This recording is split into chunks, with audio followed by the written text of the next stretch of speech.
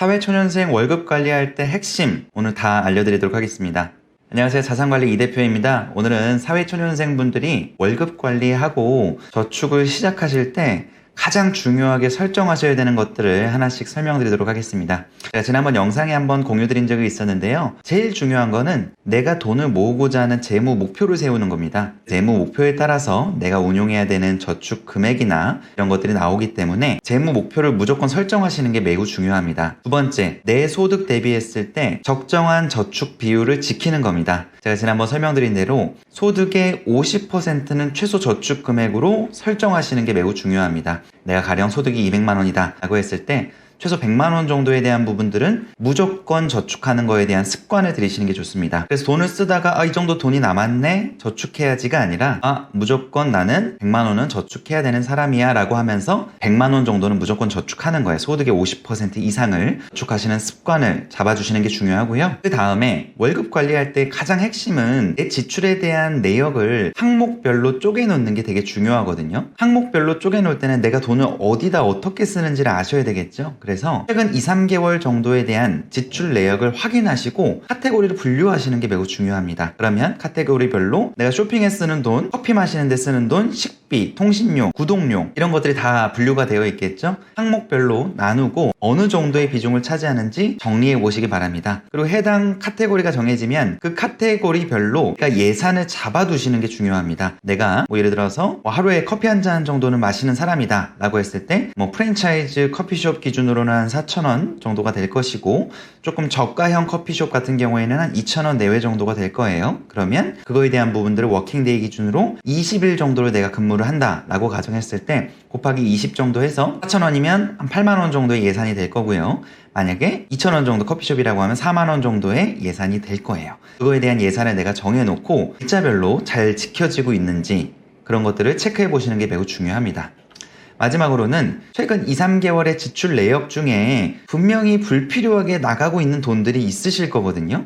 그 있으신 것 중에 불필요한 것들을 정리하고 제거하는 작업들이 매우 중요합니다. 저희 가족 사례긴 한데 저희 아내가 디즈니 플러스라고 하는 플랫폼을 이용해서 정기권을 끊어서 보고 있더라고요. 그런데 디즈니 플러스에서 뭐 보고 있냐 이렇게 물어보니까 최근에 본 거는 없다라는 거예요. 마지막으로 본 게 카지노 그거 하나라고 하더라고요. 그래서 그렇게 굳이 안 보는 거면 넷플릭스도 보고 있고 하니까 정리해보는 게 어때 이렇게 얘기를 했거든요. 이제 우리 구독자분들께서도 정리하다 보면 나 이거는 거의 안 보는데? 라는 것들이 분명히 있으실 거예요. 그런 것들을 잡아서 정리하는 과정들이 매우 중요합니다. 그렇게 정리하고 나면 내가 카테고리별로 내 예산과 내가 쓰는 지출이 정리가 되겠죠?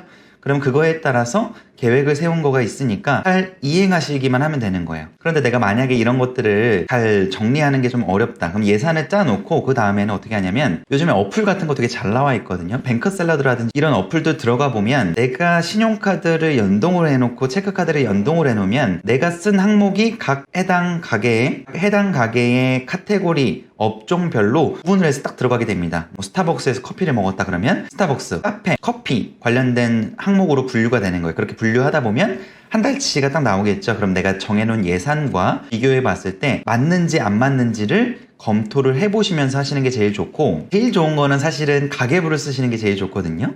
가계부를 쓰시는데 제일 중요한 꿀팁 중에 하나는 영수증 웬만하면 잘 안 받으시려고 하잖아요. 영수증 버려주세요 이렇게 하시는 분들 많은데 지출 통제가 잘 안 되고 내가 어떤 식으로 돈을 쓰고 있는지에 대해서 잘 모르시는 분들은 꼭 영수증을 받아오시기를 바랍니다. 예를 들어서 오늘 점심을 먹고 커피 한 잔을 먹었고 그 다음에 저녁을 외식을 했어 라고 했을 때 각 3건 정도의 영수증이 나오겠죠. 그 영수증을 정리를 해와서 집에 가서 딱 한 10분 정도만 정리해보는 거예요. 그럼 내가 오늘 어느 정도의 돈을 썼는지에 대한 부분들을 정리해 볼 수가 있겠죠. 그냥 그런 다이어리 같은 거 하나 만들어 놓고 날짜별로 하시는 게 좀 어렵다고 하면 일주일 정도의 영수증을 그냥 조그만 서랍 같은 거 하나 만들어서 그냥 넣어 놓으세요. 넣어 놓고 주말에 시간 내서 한 30분 정도만 정리해보는 거예요. 월요일날 얼마 썼고 화요일날 얼마 썼고 이런 식으로 정리해보다 보면 내가 이번 주 어느 정도의 지출을 했는지, 그러면 8월 마지막 주인데 내가 생각했던 예산을 초과해서 만약에 지출을 했다 그러면 남은 며칠간은 조금은 좀 지출을 통제하면서 생활하실 수가 있겠죠. 그래서 가계부 쓰는 나름의 팁을 좀 드리자고 하면 내가 쓰는 지출을 항목별로 우선 정리를 해보시고요.